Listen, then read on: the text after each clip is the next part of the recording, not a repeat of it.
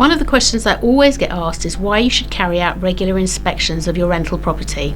Assessing the condition of the interior and the exterior of your property during the tenancy is really important. You can then take this opportunity to record any repairs and any maintenance you might be required, and remind the tenants of their responsibility to report any problems. Maintaining a good relationship with your tenants is something else that property visits will help with, and I think it's worth pointing out at this point that with the Renters Reform Bill coming and the potential for Section 21 going, which means that there will be no fixed term tenancies, these will become increasingly important.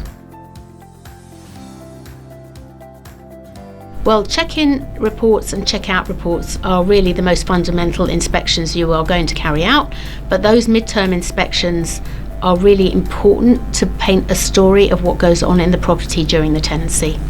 The first inspection might be as soon as 1 month after the tenancy started, but to check all is well and help build and maintain a relationship with your tenant, although of course they have to agree to you coming into the property so soon after they've moved in. Regular checks, no less than 3 monthly, most common 4 to 6 monthly maybe, but not less than every 3 months, because you don't want to be accused of harassment. Remember to check the terms of your landlord insurance as well, so you may have requirements in there that suggest that an inspection is done at least every 6 months. Some tenancy agreements also include a regular inspection clause. It's not overly common, but it does help to manage expectations. A landlord must give the tenant at least 24 hours notice of any inspection, ideally longer than that, but show willing and be flexible to agree to a mutually agreeable time, which will help maintain that relationship. Yes, your tenant can legally refuse you access, except in an emergency. You have no legal right to enter the property without their consent. So an emergency may include where there's a fire or a smell of gas, or immediate remedial work is required to maintain the tenant's safety and protect the structure of your property. Or you may suspect dangerous or criminal activity is going on. Trust your instincts if you feel something feels off, and ask more questions. Explain your responsibility to carry out repairs and statutory checks, such as gas safety. It is, after all, in the tenant's best interest too. As a last resort, you can look to enforce the contract by instructing a specialist legal service company like Landlord Action. So gas safety is the first one. Give the tenant a copy of the gas safety certificate before they move in. All gas appliances, boiler and flue must be checked by a gas safe registered engineer every 12 months. And a copy of that new gas safety certificate must be given to your tenant within 28 days of that check being carried out. Fire checks is another one. Install and test smoke alarms on each floor of your property as a minimum requirement.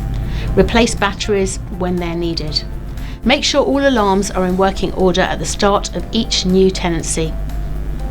Supply and test a carbon monoxide alarm in each room that has a solid fuel burner or stove, and replace batteries if needed.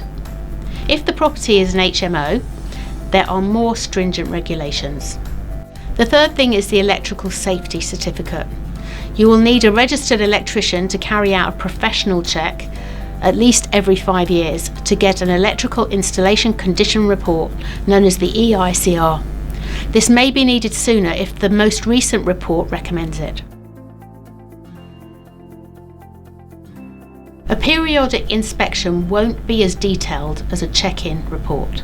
You will want to record any signs of damage, any changes in the condition of anything on your checklist compared to the previous inspection, any damage the tenant should have reported. You may have taken photographs of any obvious damage which should be attached to the report, and anything else you may need to talk to the tenant about, such as drying clothes on radiators, which can lead to damp and mould. Remember that you must manage your own expectations and expect some wear and tear to your rental property. This will not be the tenant's responsibility when the tenancy ends. As well as protecting your investment through regular inspections, you have a duty of care to your tenant to make sure that the property is safe at all times. When you do your inspection, as well as observing the general standard of cleaning and maintenance in the property, keep a close eye out for anything that might cause a health and safety issue. Good communication throughout the tenancy can even highlight issues before an inspection is scheduled to take place, making those issues easier to resolve.